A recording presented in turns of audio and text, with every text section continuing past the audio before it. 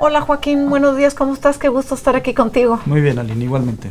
Me encantaría, si nos puedes platicar, vamos a empezar desde que eras chiquito. ¿Qué pasó? ¿Cómo fue tu relación con los libros? Inclusive, por ejemplo, con las canciones, ¿tuviste canciones de cuna, no? O sea, digamos, ¿qué recuerdas? ¿Qué te fue significativo? Pues mira, mi familia siempre fue de libros, pero nadie me procuró mucho que yo leyera, digamos. Lo que pasa es que pues, siempre andaban por allí, ¿no? Recuerdo experiencias de lectura, por ejemplo, cuentos que me contaba mi abuela, que tenía una serie de cuentos. Mi abuela era murciana, del sur de España, y tenía una serie de cuentos, por ejemplo, del tonto, ¿no? Entonces el tonto le pasaban, por ejemplo, le decía a la mamá, atranca la puerta, y el tonto entendía, arranca la puerta, entonces arrancaba la puerta, se iba caminando. Le pasaban una serie de peripecias. Y luego de la lectura recuerdo, por ejemplo, la asocio mucho con enfermedades de chico. Me acuerdo que cuando estaba enfermo, pues como no podía estar mi mamá conmigo, me llevaba un libro. Y uno de los libros que recuerdo eran unas ediciones ilustradas, abreviadas de los clásicos de la literatura juvenil, digamos, ¿no? Me acuerdo mucho de haber tenido Robin Hood o La Isla del Tesoro. Y luego también había unos libros de Seix Barral, que eran libros de autores ingleses sobre todo, como de los 20, los 30, y eran libros de aventuras. No eran, había de pronto algún Salgari, o estaba Rider Haggard, Las minas del rey Salomón, pero eran libros como que no han sido, yo no he vuelto a saber de esos escritores, y estaban muy bien ilustrados, con viñetas en blanco y negro, y cada 20 páginas tenían una en color, cubierta por un papel cebolla. Entonces eran libros muy bonitos. Y tenían aventuras, por ejemplo, de cavernícolas o de cazadores en el África, o de vuelos alrededor del mundo, cuando todavía era una cosa relativamente azarosa y difícil, ¿verdad? No era tan trivial como ahora. Y entonces por allí, bueno, descubres que la lectura realmente es una manera, en esas mañanas aburridísimas, que tienes fiebre y no quieres hacer nada, la lectura realmente te llega a rescatar ahí de ese aburrimiento, de ese tedio. Pero luego dejé de leer, que es lo que pasa mucho, es decir, hay una especie de ruptura entre cuando los niños se hacen adolescentes, y luego volví a leer en la secundaria como resultado de un enamoramiento, que es lo que suele pasar, ¿no? Es decir, atrás de mí se sentaba una niña que me gustaba, y en algún momento salió a la plática García Márquez, no sé por qué, y entonces no ella, sino una compañera. Yo tuve que decir que pues no sabía ni quién era, que no lo había leído. Me dije, pero qué tonto eres, ¿cómo es posible que no lo hayas leído? Por supuesto que ya no lo había leído, ni creo que lo haya leído después, pero yo me sentí muy mal, porque me sentí que había quedado mal. Y claro, llegué a mi casa y pues estaba allí, porque mi papá solía tener esos libros por allí, ¿no? Y entonces imagínate para un adolescente adentrarse de pronto en 100 años de soledad, pues es una cosa maravillosa, porque además es una cosa interesante desde el punto de vista, digamos, de la experiencia amorosa, sexual. Es una novela muy explícita, ¿no? Sin que sea Las sombras de Grey, pero... Y entonces, claro, descubres que es interesantísima la narrativa también. Entonces también te ayuda para los amores o te cura de los amores también, ¿no? Y a partir de ahí leí Los pasos perdidos y Rayuela y De perfil, en fin, ¿no? Entonces ya sí me fui haciendo un hábito de lectura, ¿no? Es un mal momento la adolescencia. Ahí es el gran tema de por qué los niños que leen más de niños, ¿no? Digamos, cuando dejan de ser niños pueden perder el tema de la lectura, que es este mercado que nadie le encuentra la cuadratura del young adult, ¿no? O de la literatura juvenil.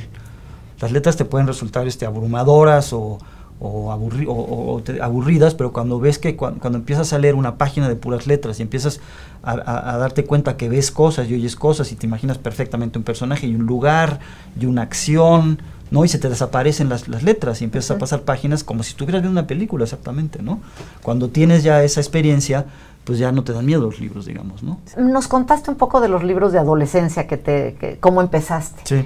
¿Tienes algún cuento así, por ejemplo, leíste cómics, leíste otras cosas? Muchísimos cómics. Fíjate que yo tenía un vecino que compraba muchos cómics. Yo no compraba cómics, pero entonces el vecino daba un patio, un cubo de luz, daba a la azotea de los cuartos de servicio de la casa de mis padres. Entonces me aventaba los cómics, me los prestaba, y yo leía muchísimos cómics. Y me acuerdo en las vacaciones, por ejemplo, que nos íbamos un mes con unos primos míos en una casa rentada, y comprábamos cómics, pero por toneladas, ¿no? Entonces leía muchísimos cómics, La pequeña Lulú, Archie, Superman, ¿Y tu experiencia como padre, por ejemplo? Bueno, ahí sí, yo sí fui un padre intensivo en ese sentido con mis hijos. Con mi hija Marisa, por ejemplo, era una costumbre que se durmiera yo leyéndole un cuento, ¿no? Desde muy, muy pequeñita. Desde cuentos que eran puros dibujitos y que había que reconstruir la historia, hasta historias ya más complicadas.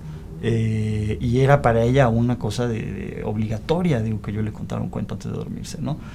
Y yo creo que hasta los 5 o los 6 años era como nuestro tiempo propio, ¿no? De ella y mío. Ya Joaquín, que tiene 4 años menos, ya me agarra un poco cansado, y además Joaquín se dedicaba siempre a burlarse de las caras que yo hacía, entonces no se podía leer con él. Pero a Marisa sí le leí muchísimo. Yo pienso, curiosamente, al menos ahora Joaquín es más lector que Marisa, ¿no? Sí, efectivamente, o sea, yo creo que no es una receta garantizada, y sí creo que lo que más destacan de eso no es tanto la lectura misma, sino que estés tú con ellos, ¿no? ¿Y te acuerdas de algunos libros predilectos que tuvieran los dos? Que les gustara. Pues es que fíjate que variábamos mucho. Ya ves que hay niños que piden que les lea siempre el mismo libro, y yo, para yo no aburrirme también, yo procuraba siempre conseguir un libro nuevo o distinto, ¿no? Porque si no también resultaba muy aburrido. Pero digamos, les leíamos cosas complicadas. Me acuerdo, por ejemplo, de estos libros de Alfaguara juvenil. Me acuerdo mucho de los libros de Carl Sandburg, esos que se llaman El país de Rutabaga, que tiene unos personajes absurdos que se llaman Mirla Mimín y no me acuerdo cómo. Joaquín, y me encantaría saber cómo es que tú llegas a dedicarte a ser editor, a estar en este mundo de los libros. Platícanos un poco cómo fue de este camino. A ver si lo puedo hacer con cierta, de una manera sintética. Yo estudié física, o sea que yo en realidad, claro, leía pero libros de ciencia, de matemáticas y de física, pero no terminé, o sea, no estudié mucho. Si hubiera estudiado hubiera terminado. Y entonces las oportunidades de trabajo, como a mí mi padre, cuando yo tenía 12, 13 años, para darme algún dinero me encargaba algunas tareas editoriales, ¿no? Yo, por ejemplo, corregí varios libros en galeras. Corregí, por ejemplo, Las Muertas, Palinuro de México, La Cabeza de la Hidra de Carlos Fuentes, y a partir de ahí me encaminé por el mundo de los libros. Más bien, me gustaba y me sigue gustando mucho la parte técnica de los libros, ¿no? La parte de los papeles, de la impresión, del proceso de corrección ortotipográfica, del diseño tipográfico, del diseño de portadas, en fin, ¿no? Me interesó mucho. Cuando ya me metí un poco más de lleno en eso fue cuando entré a trabajar a Joaquín Mortis, que es la editorial que había fundado mi padre en 61, yo entré en 87. Pero ahí sí me tocó empezar a dictaminar y a ver a hacer un programa editorial, es decir, a tratar de encontrar entre las propuestas que nos llevaban, o que no nos llevaban, sino que uno buscaba qué libros publicar en un programa editorial que interesaran a la gente, ¿no? ¿Qué autor empezó contigo? Pues conmigo, por ejemplo, Jorge Volpi, Francisco Rebolledo, pues que son autores que han tenido después un desarrollo importante, ¿no? ¿Y después de ahí? Traduje libros, también es otra experiencia muy interesante. Traduje varios libros juveniles e infantiles para el Fondo. Luego trabajé como gerente de texto universitario y referencia profesional, que es otro rollo. Y luego me invitó Enrique Krause a trabajar en Clio con él un par de años. Ahí estuve haciendo los fascículos. Y luego de ahí me fui al Fondo de Cultura. Al Fondo de Cultura entré primero como gerente de producción. ¿Y cuando estuviste, digamos, en el fondo, en contacto o eso con la parte infantil y juvenil? Sí, bueno, estaba en el Golding cuando entré yo, que pues se sabe que es un gran editor. Después estuvo Miriam Martínez, conmigo ya estuvo Eliana Pasarán. Siempre un área muy dinámica, muy creativa, con grandes autores. El fondo debe seguir siendo la línea más vendida en número de ejemplares, no en facturación, porque son libros más baratos. Sí, y realmente, además, libros muy premiados. Sí, muy bien escogidos, ¿no? Siempre tuvo muy buenos editores. Me gustaría que les platicaras, bueno, las bibliotecas de aula. ¿Por qué? ¿Por qué las bibliotecas escolares? Sí. Bueno, es un programa muy importante. En realidad empieza con los Libros del Rincón, que es un programa bastante antiguo de la Secretaría de Educación Pública, pero en el 2003, precisamente como resultado de un ahorro de la Conaliteg, queda disponible un dinero, entonces se amplía muchísimo la selección de libros y se convoca a todas las editoriales a que hagan propuestas de libros para niños, y se hacen durante 2003, 4 y 5 compras muy importantes para bibliotecas de aula, y se concibe esta idea de que cada salón de cada biblioteca pública tengo una pequeña bibliotequita de 25 títulos, obviamente graduados según la edad de los niños, ¿no? Con la experiencia que hayas tenido de Libros del Rincón, que son como 4 categorías, ¿no? Los niños de preescolar, de primero a tercero de primaria, de cuarto a sexto y luego en secundaria. Y la verdad es que fue un programa importantísimo porque realmente se movieron, yo creo que en el primer año fueron muchos, 30, 35 millones de libros, ¿no?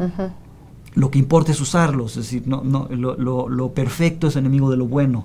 No hay que esperar a tener una receta, un método probado o exacto al que apegarse, sino simplemente pues darse la ocasión de que los niños lo lean, de preguntarles si les gustó, si no les gustó, qué entendieron, compartir, como se tienen varios libros, compartir unos con otros, en fin. Hay muchos libros que, sin dejar de ser una historia interesante, tienen el propósito de ayudar a entender ciertas cosas o a procesar ciertas cosas. Por ejemplo, pienso en la muerte de los mayores, de los abuelos, ¿no? O problemas del divorcio de los padres, ¿no? Entonces es importante que hay libros que ayudan simplemente a que el niño hable de esas cosas. Y entonces si uno, me consta que son libros que se han pedido, digamos, ¿no? Entonces hay un acervo importante, muy amplio, que complementa de manera, creo yo, muy interesante y muy recreativa el uso de los libros de texto, ¿no? Que es la intención de las bibliotecas de aula. ¿A dónde va? ¿Qué van a hacer con bibliotecas de aula en este Bueno, eso es un programa que tiene la Dirección de Materiales de Informática Educativa. Digo, creo que el énfasis está muy claro en lectura, español y matemática, entonces seguramente este programa sigue, ¿no? Hay que ver cómo se le puede dotar de recursos, tener la certeza de que está haciendo realmente un programa que es aprovechado, ¿no? Una cosa que me gustó mucho que dijiste es este diálogo que hay entre el autor y el lector, porque eso es algo como muy importante. No es que el autor escribió y que se quedó el libro ahí. Un libro sin leer está incompleto. No, el libro solo termina cuando alguien lo lee. Si no tiene ningún sentido. Exacto. Bueno, tiene un sentido, pero no tiene su sentido completo. Exacto. Y eso es algo como que con el que pues me encantaría como cerrar y decir, los libros, si no se leen y si están ahí, pues están incompletos. Entonces, así es. Que los lean y que... Ojalá. Pues muchas gracias, Joaquín. Muy bien, de nada, al contrario.